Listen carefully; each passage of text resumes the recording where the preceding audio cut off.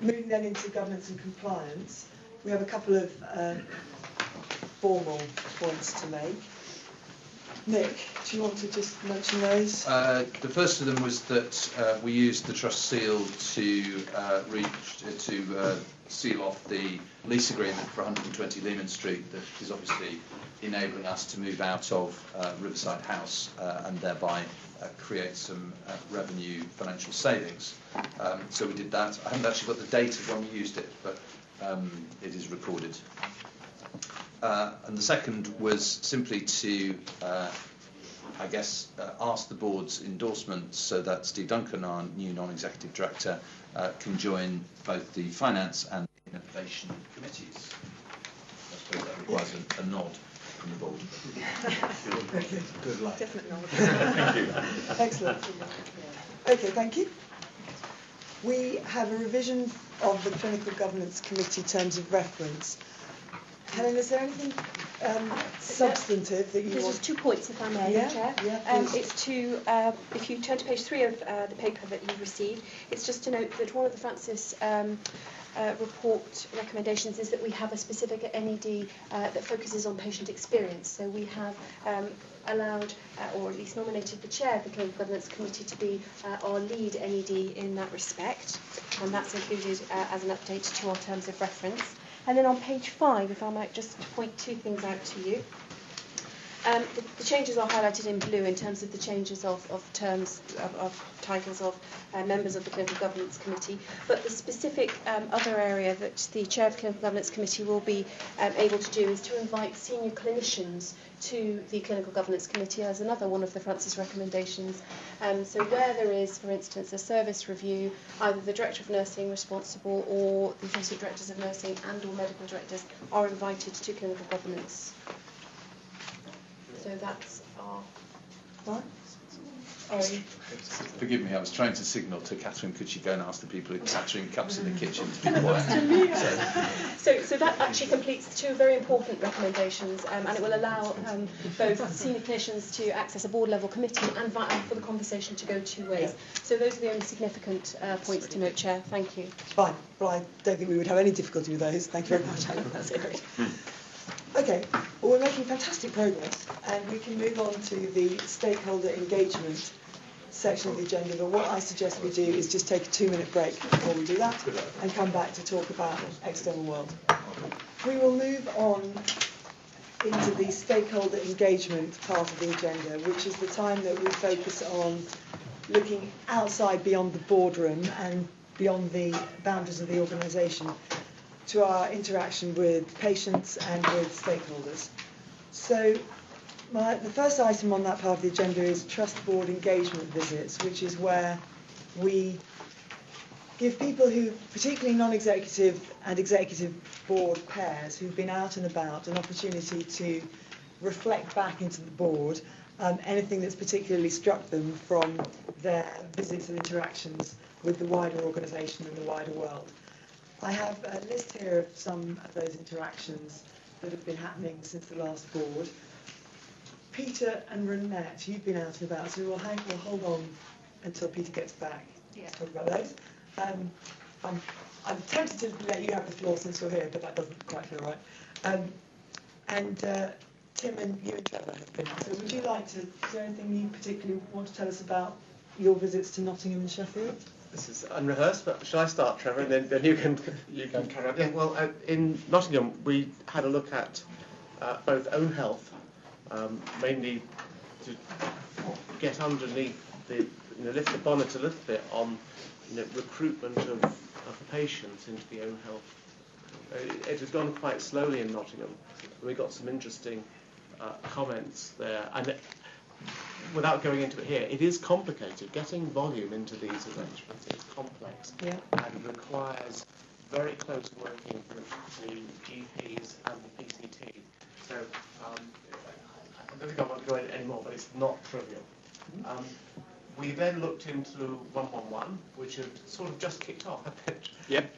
So I didn't literally really just launched that. I was struck by the enthusiasm of the team, I think.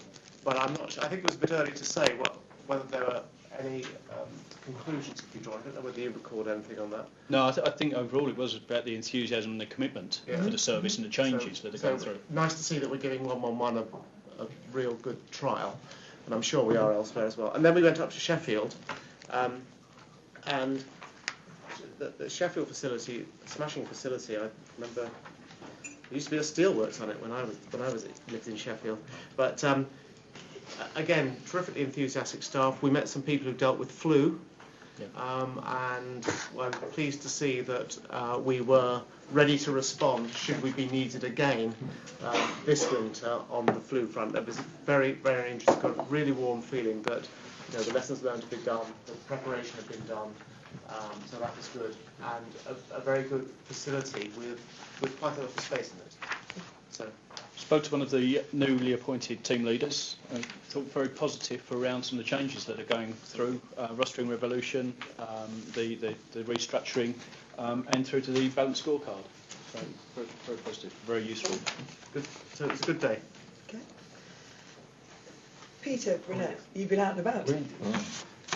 Well, keeping up with Ronette is always a problem, I can tell you. Well, Brunette, you spend most of your life out and about. I do these indeed, days, yeah. so Although I've got a new different buddy who's Steve, so this is not that I was cheating on you. You've got two buddies.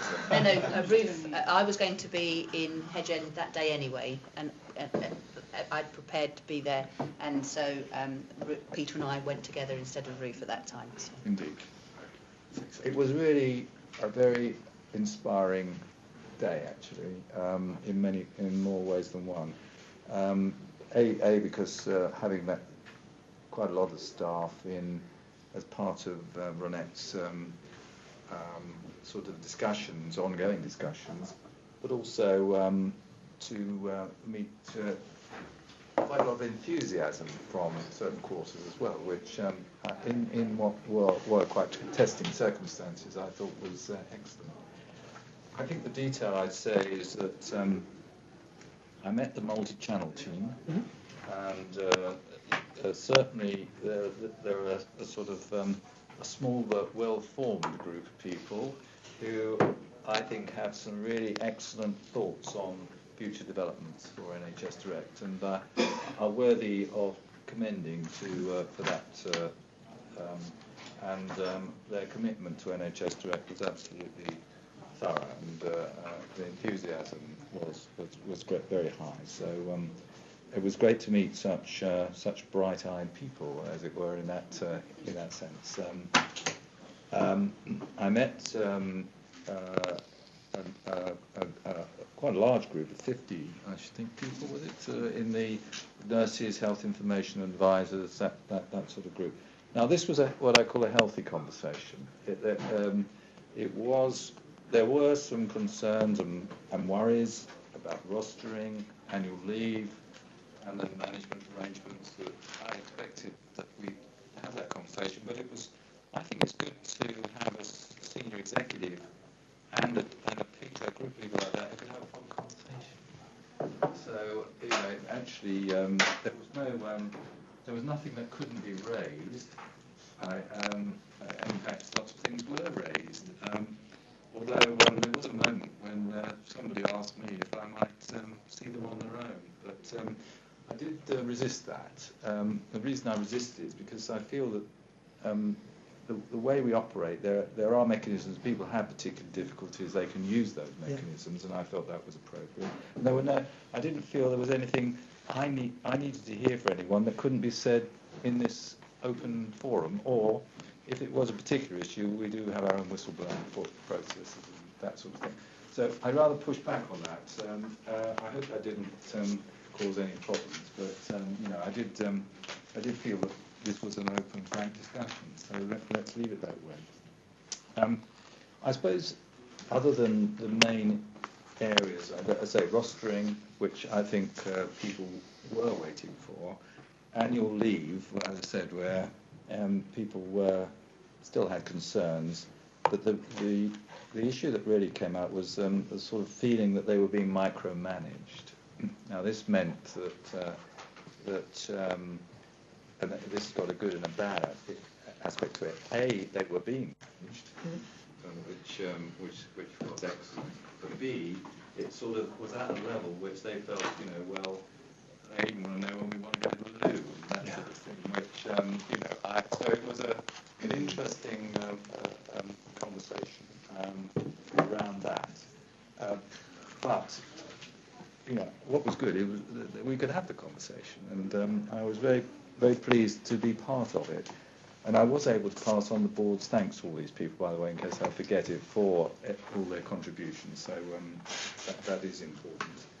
I then also met the TAL, the appointments line team, and they a smaller group. And I think part of what they were interested in was actually becoming more integrated and you know, having more opportunity not to be separate little bunches of people, but you know, to be part of the whole, as it were, of NHS Direct, and that was something which was being looked at. And also, a lot of them keen to develop new skills and therefore be available to do more mainstream work, as well as the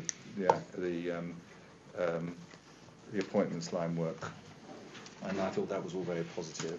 I met Roger, Julie Liggett, and went to meet quite a lot of the HR team that are based there, and certainly even, you know, because we know they're going through a consultation period of change and all the rest of it, but they're all very positive, very much so. And one of the things that struck me was, as chair of the audit committee, we were concerned about overpayments and on pay, as you know, in the recent past. I met the team that is actually doing face-to-face with people now when they are overpaid, to actually talk to them about returning the overpayments on a quicker timescale. So I was very pleased to see in practice something that we'd asked to be done out in the field, as it were.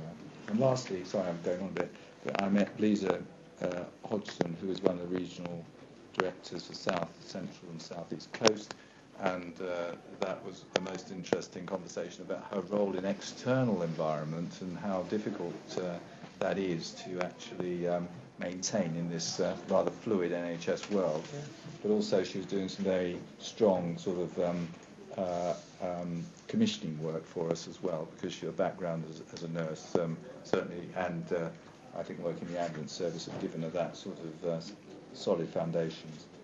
So all in all, it was a very interesting, diverse, but positive day.